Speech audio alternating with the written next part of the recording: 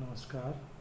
मैं doctor Anupam Singh, assistant professor समाजशास्त्र, राजकीय महिला स्नातकोत्तर महाविद्यालय इटावा से हूँ।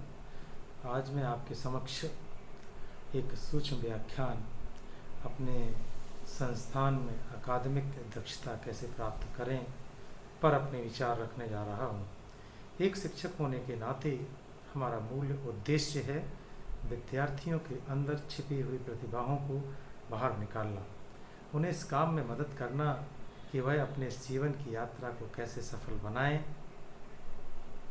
किसी भी विषय या सामाजिक समस्याओं पर समूह चर्चा, परिचर्चा, महत्वपूर्ण मुद्दों पर वाद विवाद, भाषण प्रतियोगिता, निबंध लेखन, शैक्षणिक भ्रमण, प्रोजेक्ट वर्क, क्विज प्रतियोगिताएं, विपरीत परिस्थितियों में कैसे धैर्य बनाए रखें, विद्यार्थियों को उनका जीवन लक्ष्य तय करने में मदद करना इत्यादि ऐसे बहुत से माध्यम हैं जिससे विद्यार्थियों के विकास में, व्यक्तित्व के विकास में बहुत मदद मिलती है। विद्यार्थियों में अनुशासन और कठोर परिश्रम की भावना पैदा करना भी शिक्षक का दायित्व होता है।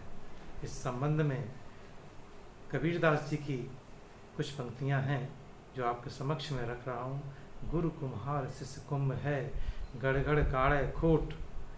गुरु कुम्हार शिष्य कुंभ है, गड़ गड़ काढ़े खोट।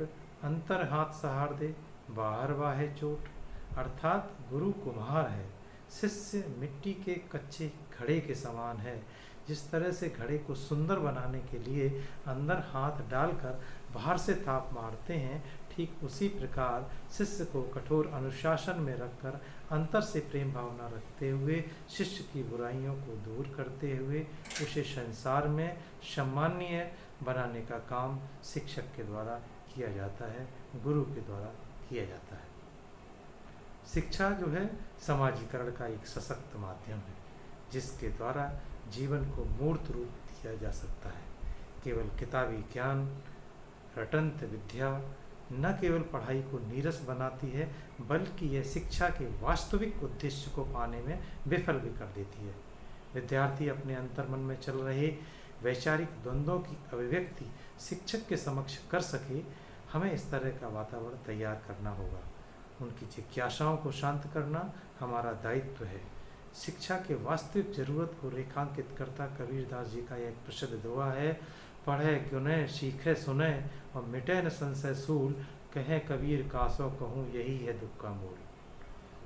अर्थात बहुत सी पुस्तकों को पढ़ा, गुना, सीखा, फिर भी संशय का कांटा अभी तक नहीं निकला। कबीरदास जी कहते हैं, किससे समझा कर कहूँ कि यही संशय तो हमारे दुख का मूल कारण है, क्योंकि वैचारिक द्वंद्व बहुत चलते रहते हैं मन में, और जब तक उन वैचारिक द्वंद्वों का जो है जवाब ना मिल पाए तब तक हमारी समस्याओं का हल नहीं होता है। ऐसे पठन पाठन से क्या लाभ जो मन का संशय ना मिटा सके। इसलिए हमें विद्यार्थी के संशय को दूर करने का काम भी करना होगा। अब शैक्षिक उन्नयन की अगर हम बात करें तो शिक्षक की विषय पर अच्छी पकड़, विषय में जो हो रही है नई परिवर्तन, उनसे खुद को वाकिफ रखना, और कक्षा में audio visuals, computer, smartphone, projector, internet इत्यादि आधुनिक जो माध्यम हैं उनका प्रयोग करते हुए विषय को रुचिकर बनाने का प्रयास करना, एक्स्ट्रा को करिकुलर एक्टिविटीज करवाना इत्यादि आदि नए ऐसे नवाचारों का भी प्रयोग करना